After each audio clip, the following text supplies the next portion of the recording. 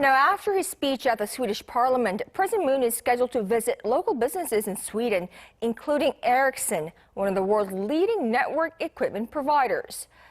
The Swedish tech company says it'll stage a 5G demonstration for the South Korean leader.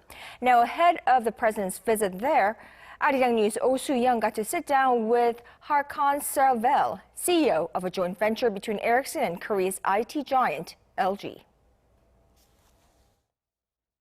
Well, thank you so much for making time for us today, Mr. Cervell.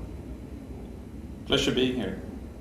Well, it's been about 9 years since this company was launched as a joint venture between Ericsson and LG. Since then, what benefits have you reaped from this partnership, and what are some of the advantages to operating in South Korea as a network equipment provider? We decided in 2010 to go into this joint venture with LG because we thought it was a perfect combination of us with our technology leadership and also LG's knowledge about ICT industry here in Korea. So we thought it was a perfect match to address the infrastructure business here in Korea. I think the reason why Korea is a very interesting market for us as Ericsson is of course that it's a very mature and advanced ICT market. It's also a market where it's driven both by the government and by ICT companies who wants to be first.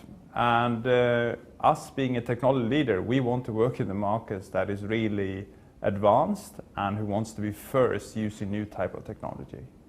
Well, recent market research shows that Ericsson is actually number 3 in the global market as a network equipment provider, behind Samsung Electronics and Huawei. What is Ericsson planning to do to set itself apart from the competition?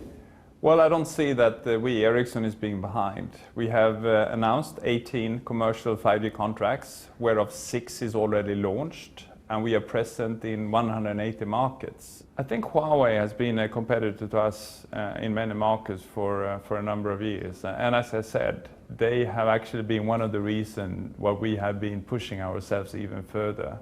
So again, they've been helping us to get even better and maintain our position as the technology leader. Ericsson plans to provide consumer-friendly 5G services in the Korean market. There have been many complaints among South Korean consumers about their connectivity. How are you planning to resolve some of these issues? I think Korea decided, and the operators in Korea decided to go very, very early for 5G. As a matter of fact, being the first market in the world. And this is a new technology. And when a new technology is introduced, it normally takes some time to tune and optimize that in the real life.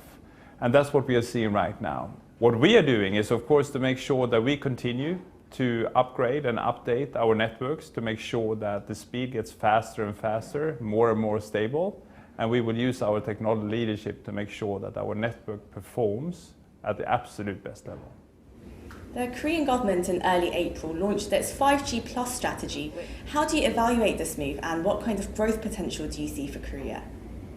As a matter of fact, this is one of the reasons why I love to be in Korea, because Korea, from a government perspective and from an operator perspective, they're all very committed. So the government expectation, and you're referring to the 5G Plus, is that this is going to create a lot of new revenue, actually 180 trillion won over the next number of years. It's going to create a number of new jobs, 600,000, and it's going to be contributing to the export of Korea.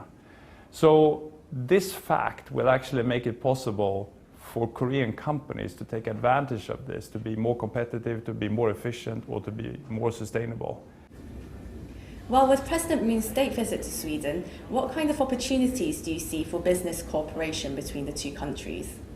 I think there is a perfect match actually between Korea and Sweden. And ICT is of course an obvious area, which is an industry that would have an impact on every single industry. It doesn't matter if it's transportation or health or utilities or whatever it may be. A company today will have to explore how they can make use of mobile technology or 5G technology to make sure that they remain competitive going forward. Well, thank you very much for your insights today, Mr. Cervell. Thank you very much. It was a pleasure talking to you as well, answering your questions.